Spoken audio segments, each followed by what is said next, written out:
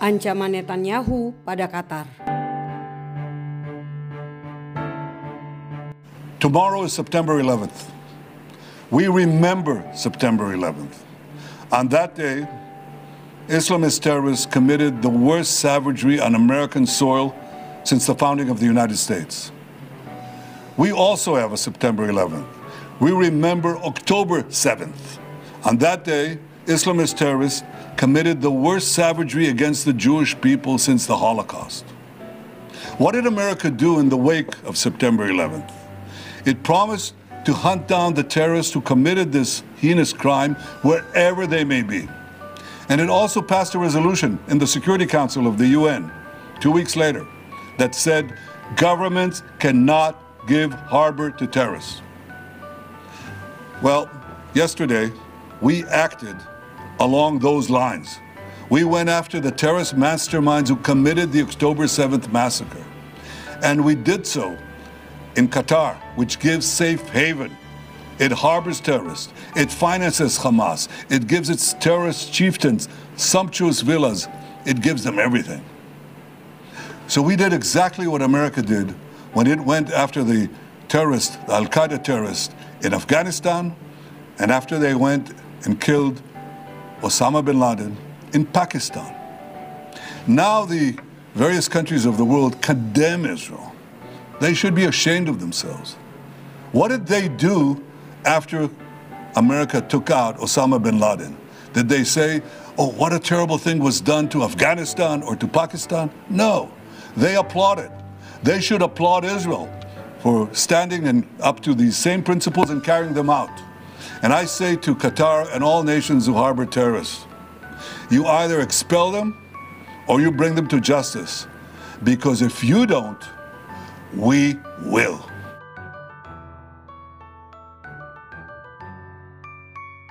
Yesterday, 4 of our soldiers were killed by Hamas terrorists in Gaza, and 6 Israeli civilians were brutally murdered in a bus stop in Jerusalem. This morning, Hamas proudly took credit for both of these actions. At noon today, I convened the heads of Israel's security organizations and authorized a surgical precision strike on the terrorist chiefs of Hamas. These are the same terrorist chiefs who planned, launched, and celebrated the horrific massacres of October 7th. The savage murder of 1,200 people, the beheading of men, the rape and murder of women, the burning of babies, the taking of over 250 hostages, innocent hostages, grandmothers, grandchildren, Holocaust survivors. They perpetrated the worst attack on the Jewish people since the Holocaust. Now, they were meeting in the same place, exactly the same place, where they celebrated this savagery almost 2 years ago. At the beginning of the war, I promised that Israel would reach those who perpetrated this horror. And today, Israel and I have kept that promise.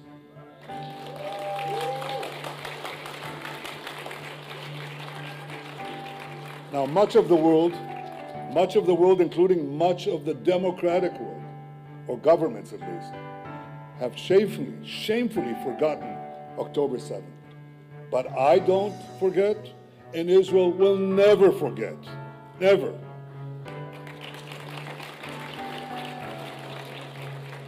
There was a time when Jews could be murdered with impunity, but since the founding of the State of Israel, those days are over.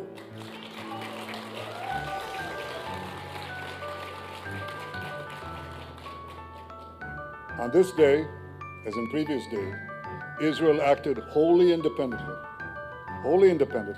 and we take full responsibility for this action. And this action can open the door to an end of the war in Gaza. Israel has accepted the proposal put forward by President Trump to end the war, beginning with the immediate release of all our hostages, which have been held in the dungeons of Gaza for 700 days. If President Trump's proposal is accepted, the war can end immediately, we can begin once again to pursue the expansion of peace in our region for the benefit of all.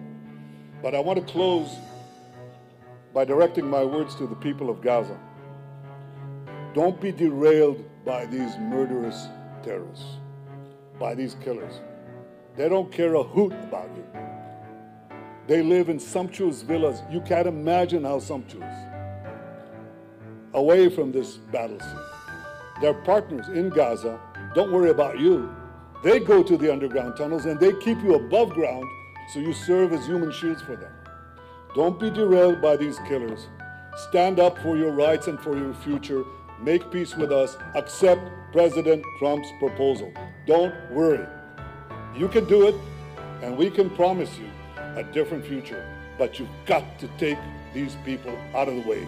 If you do, there is no limit to our common future. Thank you. Salam damai dari Fakta Israel. Am Yisrael Hai, bangsa Israel hidup. Damai hanya bisa tanpa teroris dan negara yang menampung teroris.